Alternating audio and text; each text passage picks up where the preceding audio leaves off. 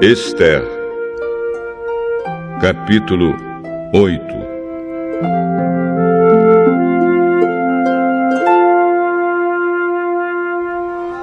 Naquele mesmo dia, o rei Xerxes deu à rainha Esther a casa e os bens de Hamã, o inimigo dos judeus.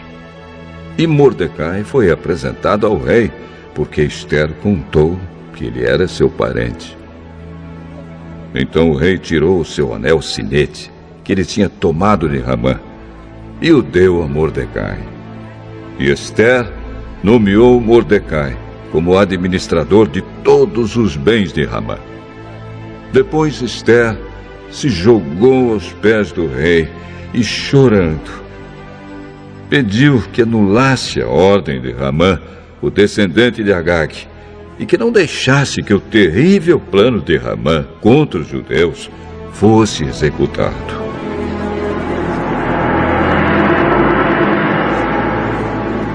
O rei estendeu o cetro de ouro para Esther.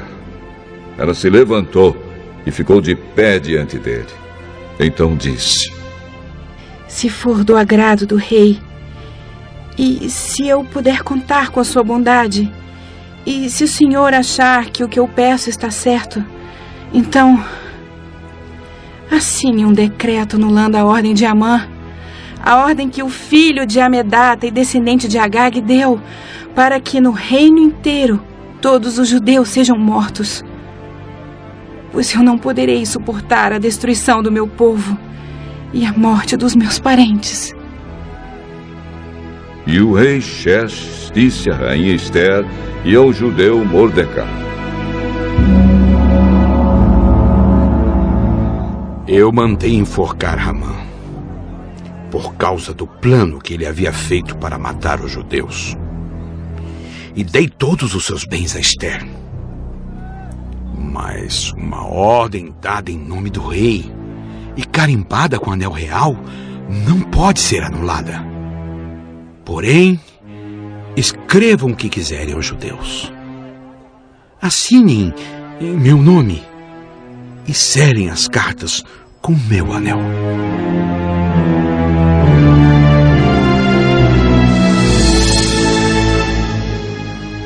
Isso aconteceu no dia 23 do terceiro mês, o mês de Sivan. Mordecai mandou chamar os secretários do rei e ditou um decreto aos judeus, aos representantes do rei, aos governadores das províncias e aos chefes dos vários povos em todas as províncias do reino, que eram 127 ao todo, e iam desde a Índia até a Etiópia. O decreto foi traduzido por todas as línguas faladas no reino, e cada tradução seguia a escrita usada em cada província. O decreto foi copiado também na língua e na escrita dos judeus. As cartas foram escritas em nome do rei, carimbadas com anel real, e levadas por mensageiros montados em cavalos criados nas estrebarias do rei. Nas cartas, o rei dava autorização aos judeus de todas as cidades do reino para se organizarem e se defenderem contra qualquer ataque. Se homens armados de qualquer povo ou qualquer província do reino atacassem os judeus, estes podiam combatê-los e matá-los. Podiam acabar com todos os seus inimigos, até mesmo as mulheres e as crianças, e ficar com seus bens.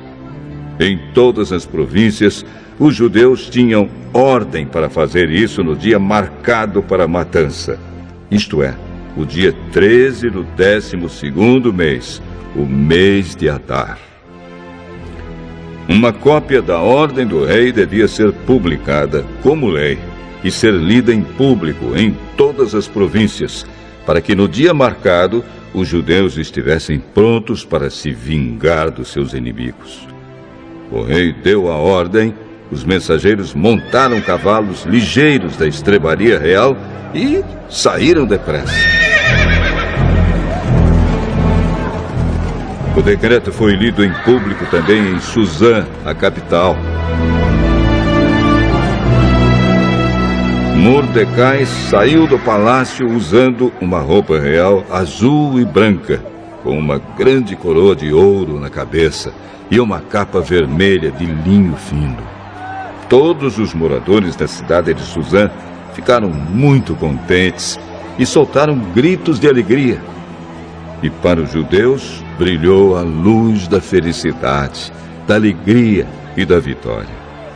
Em todas as cidades do reino onde foi lida a ordem do rei, os judeus ficaram felizes e se alegraram e comemoraram com festas e banquetes. Além disso, entre os vários povos do reino, muitos se tornaram judeus, pois agora estavam com medo deles.